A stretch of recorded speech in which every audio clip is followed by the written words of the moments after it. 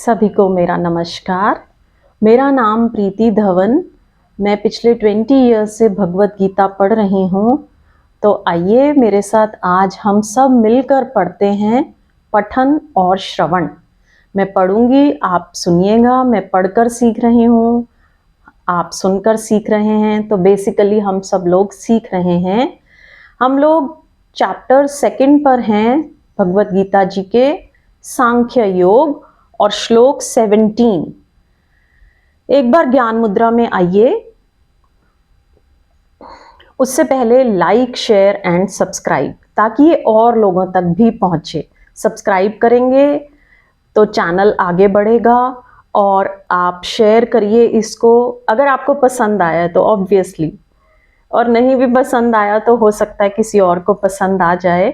तो शेयर ज़रूर करिएगा ताकि ये मैक्सिमम लोगों तक पहुंचे। इसमें भगवत गीता जी बहुत ही आसान तरीके से समझाई गई है। तो आइए ज्ञान मुद्रा में अंगूठे की टिप से पहली उंगली की टिप मिली हुई, बाकी की तीनों उंगलियां सीधी, आंखें बंद। 3 बार ओम नाम की मधुर ध्वनि करेंगे शुरू।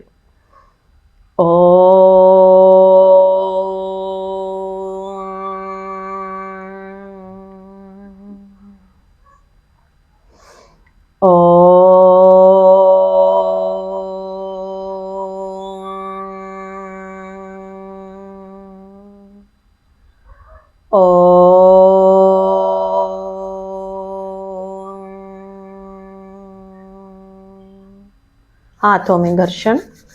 आई हुई ऊष्मा को प्रभु का ब्रह्म तेज मानते हुए अपने मुखमंडल और सारे शरीर पर धारण करेंगे। चैप्टर 2 सांख्य योग, श्लोक 17। प्रश्न उत्तर ले रहे हैं हम।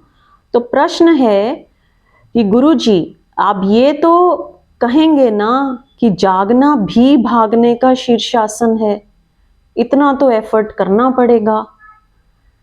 कहते हैं कि जागना भी भागने का शीर्षासन है, इतना तो एफर्ट करना पड़ेगा। नहीं, उत्तर मिल रहा है नहीं। भागना, जागना भागने से जरा भी संबंधित नहीं है। जागना भागने से संबंधित ही नहीं है, क्योंकि जागने में भागने का कोई भी तत्व नहीं है, विपरीत तत्व भी नहीं है, दूसरी तरफ भागना भी नहीं है। जागने का मतलब ही यही है कि जो है उसे हम देखने को तत्पर होते हैं, जो है उसे फेस कर रहे हैं, इसका ये मतलब है जागना। भागना होता है कि उस सिचुएशन से दूर चले जाओ। धन है, इसके साथ भागने के 2 काम हो सकते हैं। एक काम हो सकता है कि इसे छाती से लगाकर पकड़कर बैठ जाएं, इसमें से एक पैसा ना भाग जाए, इसका ध्यान रखें।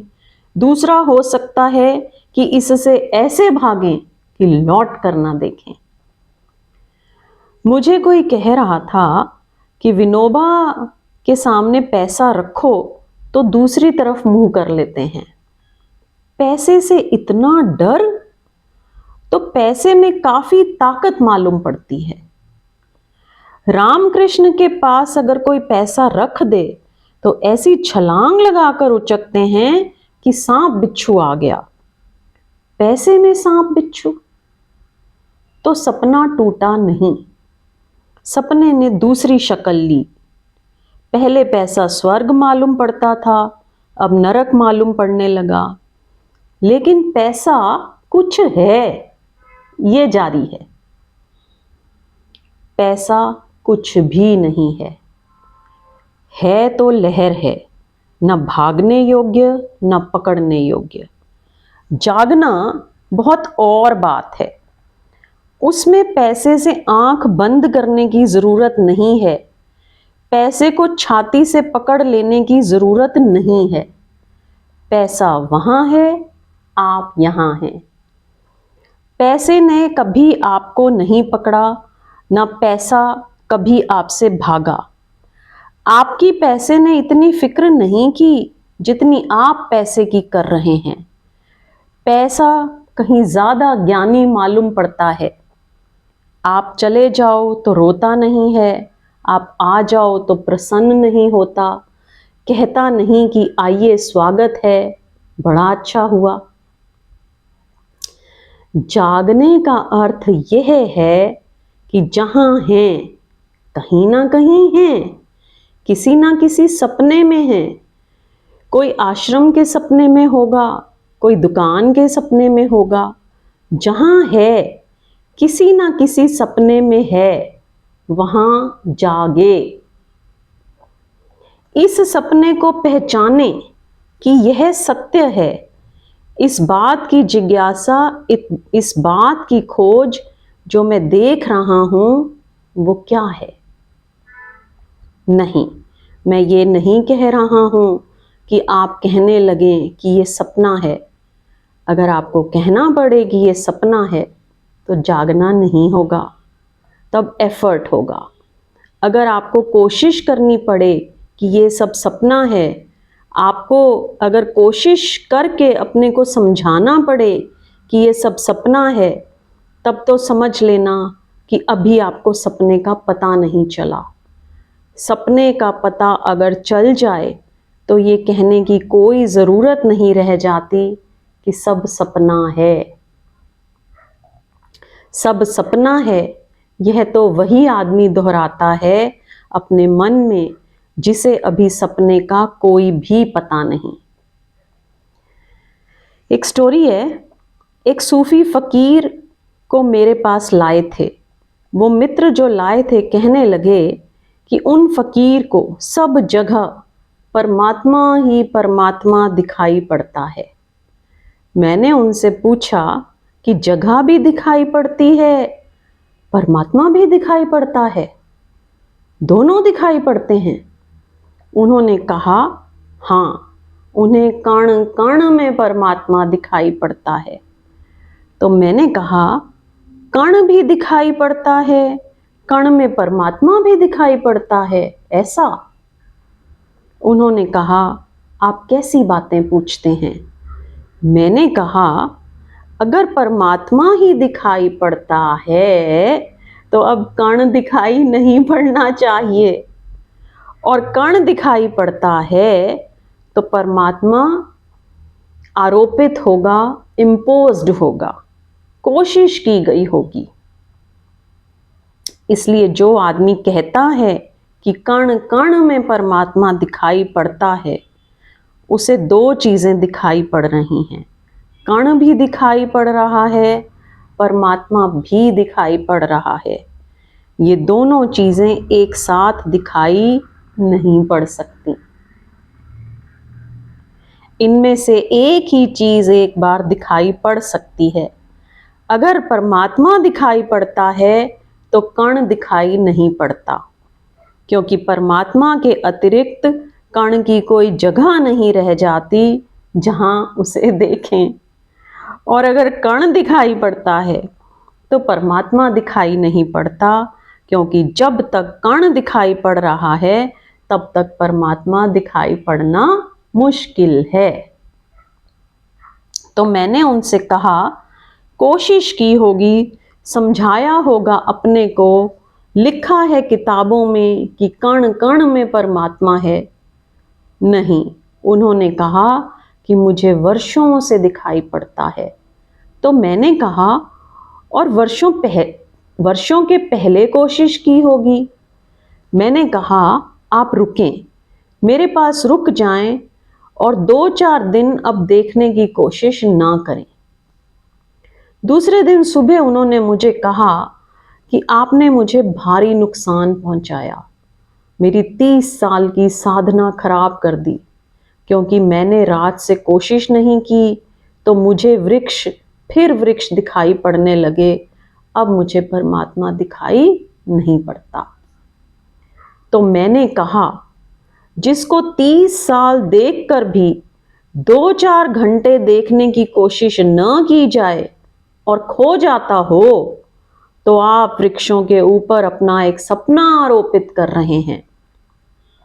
उसका परमात्मा से कोई लेना देना नहीं है। कह रहे हैं कि वृक्ष में परमात्मा है, समझाए जाएं तो दिखाई पड़ने लगता है।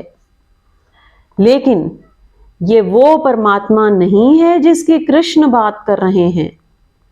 आपको परमात्मा थोपना नहीं है जगत पर, आपको तो जगत के प्रति ही जाग जाना है। जागते से जगत खो जाता है और परमात्मा शेष रह जाता है।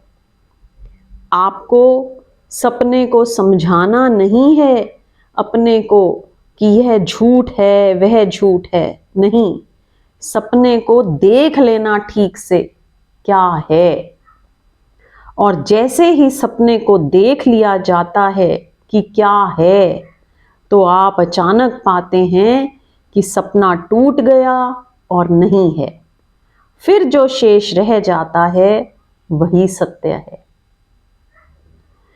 प्रयास तो हमें असत्य के लिए करने पड़ते हैं, सत्य के लिए नहीं करने पड़ते हैं। एफर्ट तो असत्य के लिए करना पड़ता है, सत्य के लिए नहीं करना पड़ता। क्योंकि जो सत्य मनुष्य के प्रयास से मिलता होगा वो सत्य नहीं हो सकता।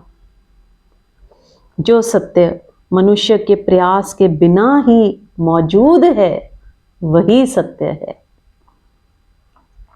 सत्य आपको निर्मित नहीं करना है, वो आपका कंस्ट्रक्शन नहीं है कि आप उसका निर्माण करेंगे। सत्य तो है ही। कृपा करके असत्य भर का निर्माण ना करें, जो है वो दिखाई पड़ जाएगा। एक एग्जाम्पल है, मैं एक वृक्ष की शाखा को अपने हाथ से खींच लेता हूं, फिर मैं राह चलते आपसे पूछता हूं कि इस वृक्ष की शाखा को मैंने इसकी जगह से नीचे खींच लिया है, अब मैं इसे इसकी जगह वापस पहुंचाना चाहता हूं, तो क्या करूं? तो आप क्या कहेंगे मुझसे कि कुछ करिए? तो आप क्या कहेंगे मुझसे कि कुछ करिए?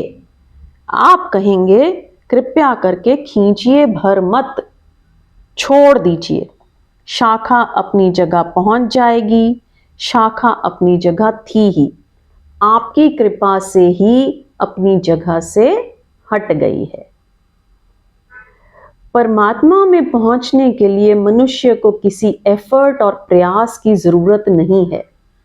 परमात्मा को खोने के लिए उसने जो प्रयास किया है, कृपा करके उतना प्रयास भर वो ना करे, अपनी जगह पहुंच जाएगा।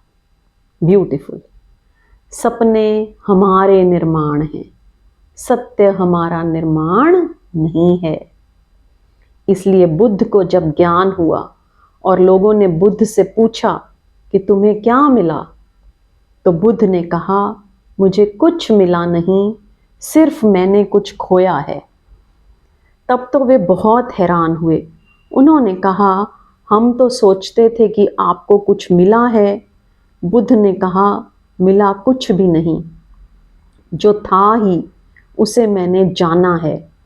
हाँ, खोया ज़रूर कुछ, जो जो मैंने बनाया था, जो जो मैंने बनाया था, वो सब मुझे खो देना पड़ा। क्या क्या बनाया था मैंने? अज्ञान मैंने खोया और ज्ञान मैंने पाया नहीं, क्योंकि था ही। जिस अज्ञान को मैं जोर से पकड़े था उसकी वजह से दिखाई नहीं पड़ रहा था। खोया जरूर, पाया कुछ भी नहीं। पाया वही जो पाया ही हुआ था, जो सदा से मिला ही हुआ था। ठीक से समझें तो सिर्फ जाग कर देखने की जरूरत है। आंख खोलकर, प्रज्ञा को पूरी तरह जगाकर, चेतना को पूरे होश से अप्रमाद में लाकर देखने भर की जरूरत है कि क्या है। और जैसे ही हम देखते हैं कि क्या है, उसमें जो नहीं है वो गिर जाता है, जो है वह शेष रह जाता है। नेक्स्ट 18th श्लोक। अंतवंत इमे देहा नित्यस्योक्ता शरीरिणः अनाशीनो अप्रमेयस्य तस्माद्युध्यस्व भारत। अर्जुन को युद्ध बड़ा सत्य मालूम पड़ रहा है, देह बहुत सत्य मालूम पड़ रही है, मृत्यु बहुत सत्य मालूम पड़ रही है। उसकी अड़चन स्वाभाविक है, उसकी अड़चन हमारी सब की अड़चन है। जो हमें सत्य मालूम पड़ता है वही उसे सत्य मालूम पड़ रहा है। कृष्ण उसे बड़ी दूसरी दुनिया की बातें कह रहे हैं। वे कह रहे हैं कि यह देह, ये शरीरधारी लोग, यह दिखाई पड़ने वाला सारा जाल, ये स्वप्न है। तू इसकी फिक्र मत कर और लड़। कृष्ण का लड़ने के लिए ये आह्वान तथा कथित धार्मिक लोगों को, सो कॉल्ड रिलीजियस लोगों को सदा ही कष्ट का कारण रहा है, समझ के बाहर रहा है। क्योंकि एक तरफ समझाने वाले लोग हैं जो कहते हैं कि चींटी पर भी पैर पड़ जाए तो बचाना अहिंसा है, पानी छान कर पीना। दूसरी तरफ ये कृष्ण है जो कह रहा है कि लड़, क्योंकि यहाँ ना कोई मरता है ना कोई मारा जाता है, ये सब देह स्वप्न है। अर्जुन साधारणतः ठीक कहता मालूम पड़ता है।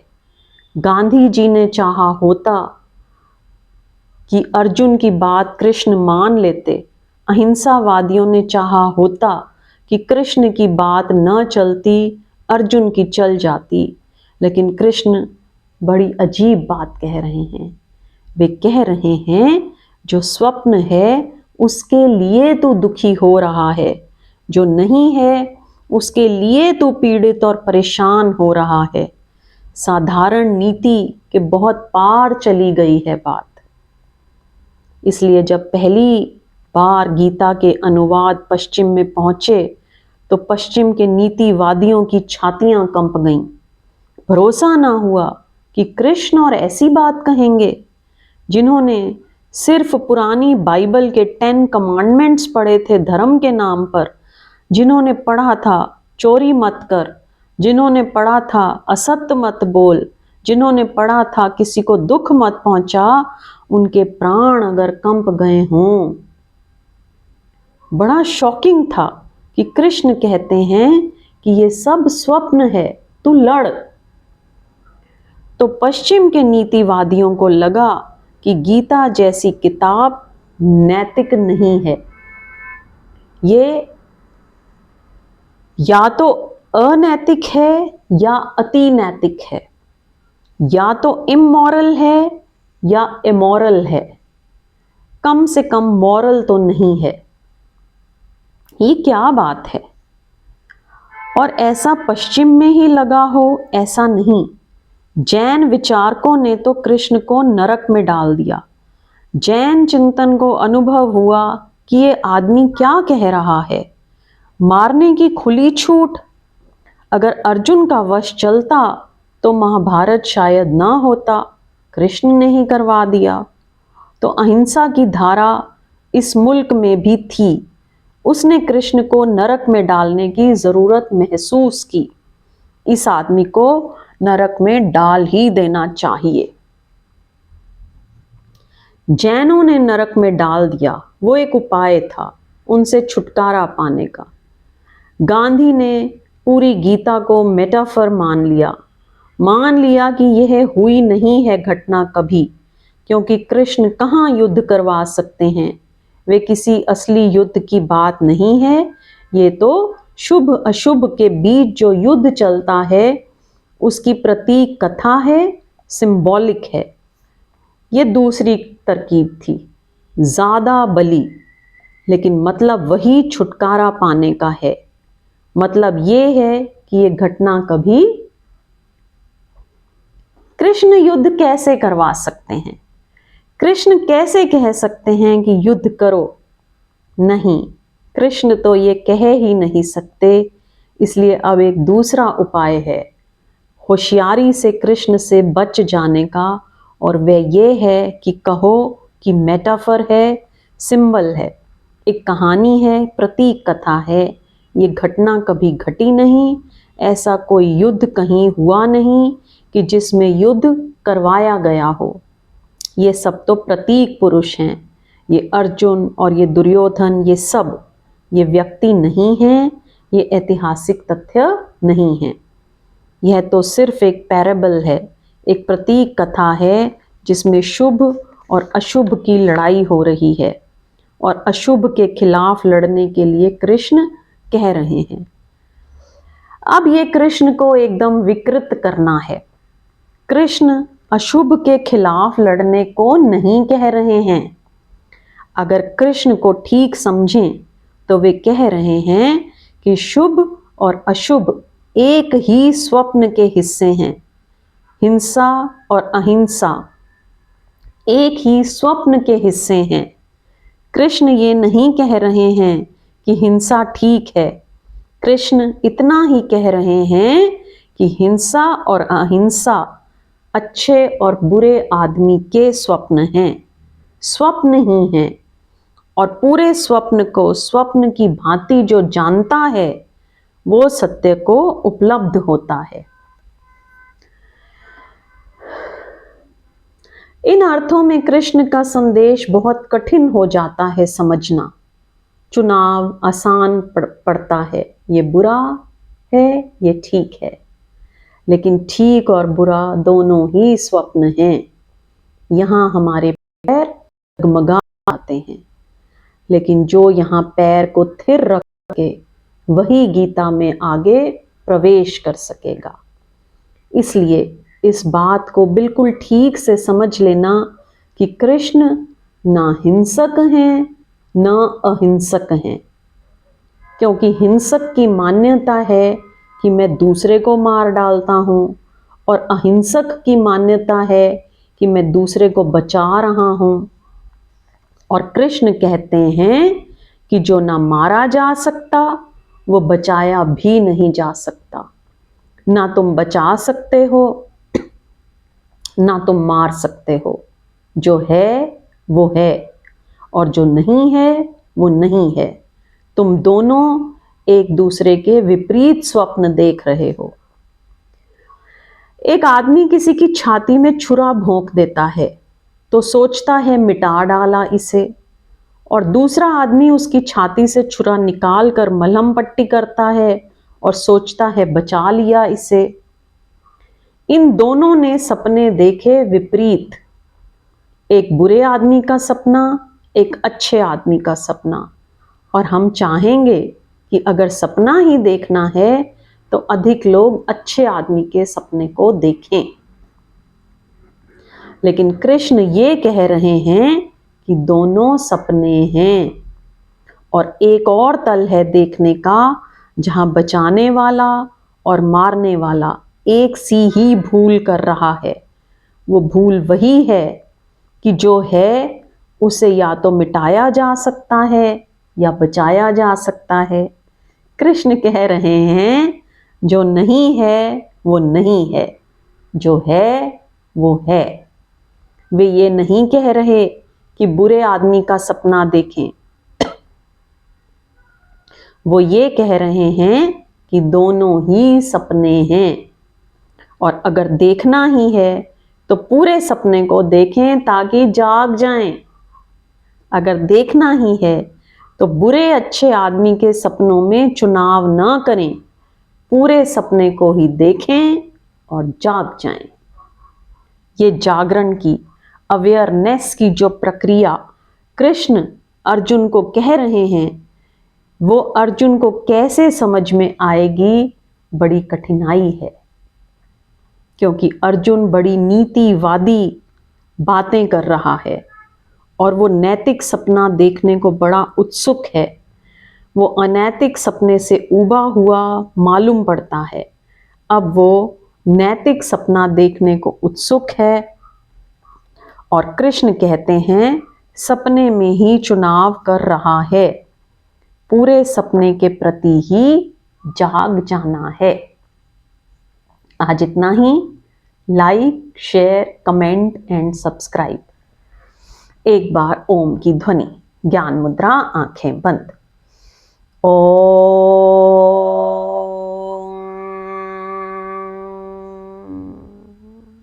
हाथों में घर्षण। आयु ऊष्मा को प्रभु का तेज मानते हुए अपने मुखमंडल और सारे शरीर पर धारण करेंगे। यहीं से आज का सेशन संपन्न। सबका धन्यवाद, सबको नमस्कार। जय श्री कृष्णा।